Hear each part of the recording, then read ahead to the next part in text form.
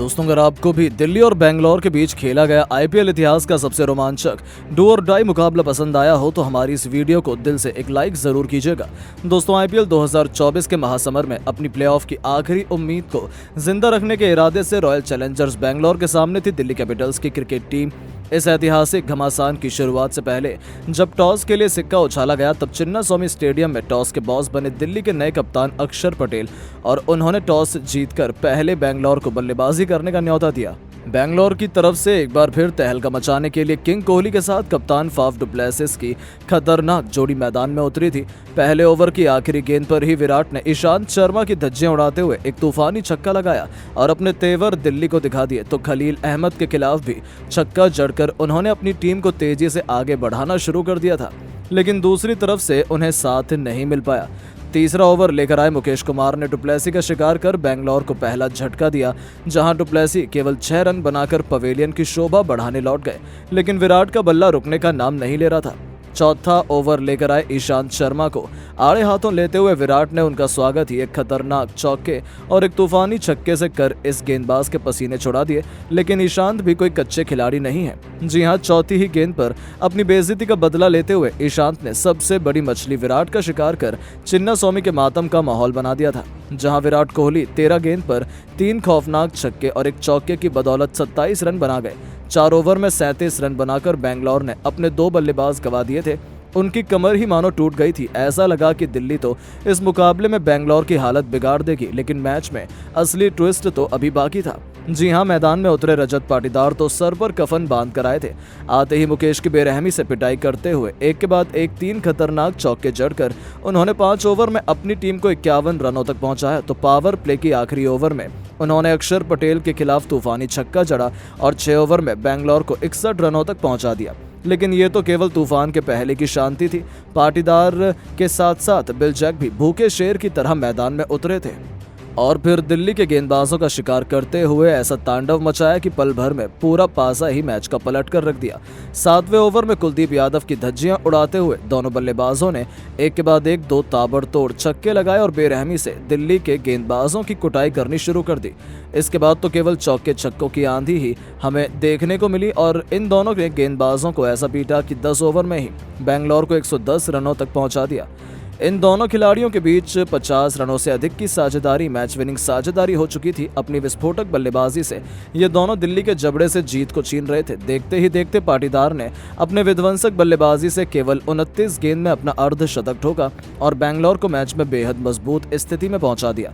लेकिन दोस्तों, तभी दिल्ली की तगड़ी वापसी हुई। 13वां ओवर लेकर आए राशिद सलाम ने सेट बल्लेबाज रजत पाटीदार का शिकार कर बेंगलोर को एक बार फिर मुश्किल में फंसा दिया, जहां पाटीदार 32 गेंद पर 3 चौके और 3 तूफानी छक्कों की बदौलत 52 रन बनाए तो उनके आउट होते ही उनके साथी बिल जैक भी कुलदीप यादव के सामने घुटने टेक बैठे, जहां 29 गेंद पर 3 चौके 2 तूफानी छक्कों की बदौलत 41 रन बनाकर उन्हें कुलदीप ने वापस भेजा और मुकाबले में दिल्ली ने पूरी तरीके से शिकंजा कसा हुआ था। 16 ओवर में बेंगलोर ने 147 रन बना लिए थे। ऐसा लगने लगा कि बेंगलोर तो 200 रनों तक भी नहीं पहुंचेगी, लेकिन तभी 17वें ओवर में कुलदीप यादव की बेरहमी से पिटाई करते हुए कैमरन ग्रीन के साथ मिलकर महिपाल लोमरर ने एक के बाद एक 3 ताबड़तोड़ छक्के लगाए और निराश बेंगलोर फैंस में खुशी की एक नई लहर दौड़ा दी।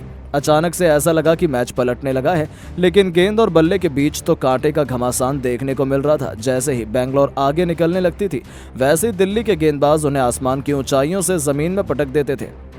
ऐसा ही हमें एक बार फिर देखने को मिला जब 18वें ओवर में खलील का स्वागत ही ग्रीन ने चौके से किया, लेकिन फिर खलील ने भी ईंट का जवाब पत्थर से देते हुए लगातार 2 गेंद पर पहले महिपाल लोमरर का शिकार किया, जो 8 गेंद पर केवल 13 रन बना पाए। तो उनके आउट होने के बाद बल्लेबाजी करने उतरे दिनेश कार्तिक को तो उन्होंने खाता भी नहीं खोलने दिया और 18 ओवर में 174 रन बनाकर ही बेंगलोर अपने 6 बल्लेबाज गंवा चुकी थी। तो गरीबी में आटा गीला आलम तो ऐसा हो गया था कि 19वें ओवर में रसिक सलाम ने स्वप्निल सिंह को भी बिना खाता खोले पवेलियन भेजकर बेंगलोर की कमर तोड़ दी और बेंगलोर की पारी तहस नहस हो चुकी थी।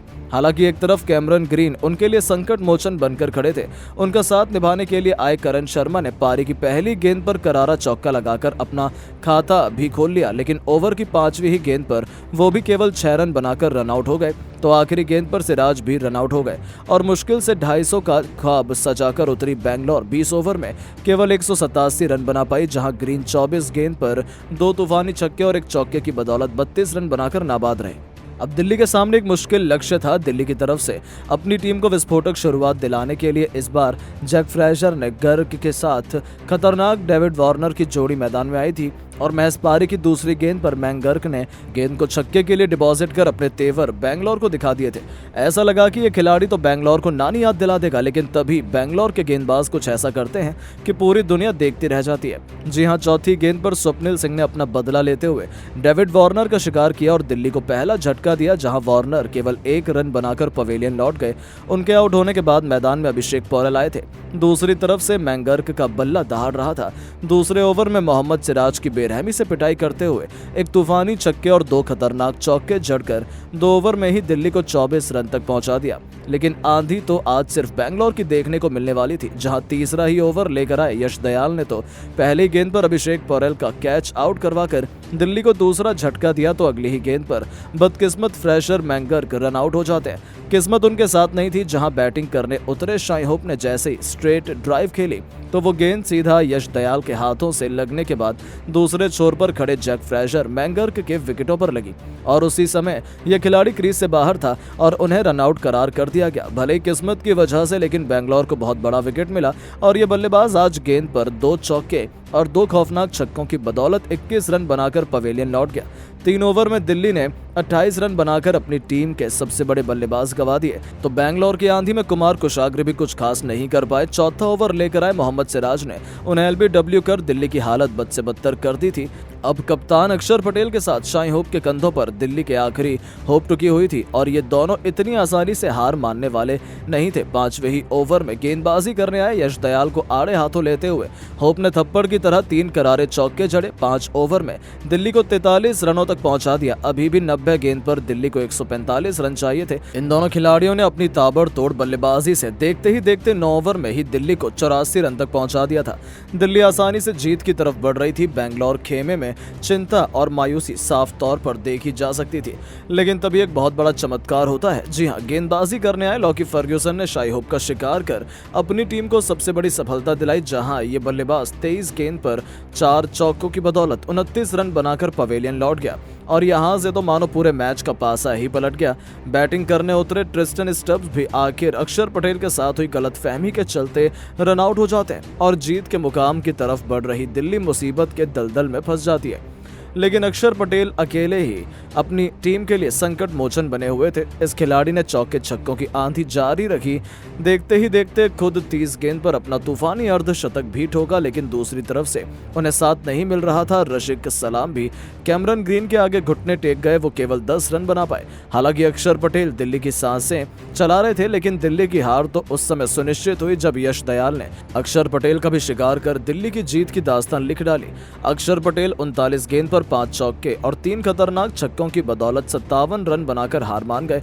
यहां से तो बेंगलोर ने अपनी जीत पर मोहर लगा दी थी। केवल 140 रनों पर ही दिल्ली को ऑल आउट कर दिया और 47 रनों से बड़ी आसानी से ये मुकाबला अपने नाम कर बेंगलोर ने प्लेऑफ की तरफ मजबूती से कदम बढ़ा दिया। कि कौन बनेगा आईपीएल 2024 का चैंपियन, आप किसे सपोर्ट कर रहे हैं? अपनी कीमती राय नीचे कमेंट बॉक्स में जरूर बताएं और ऐसी शानदार खबरों के लिए हमारे वीडियो को लाइक और चैनल को सब्सक्राइब करना ना भूलें। धन्यवाद।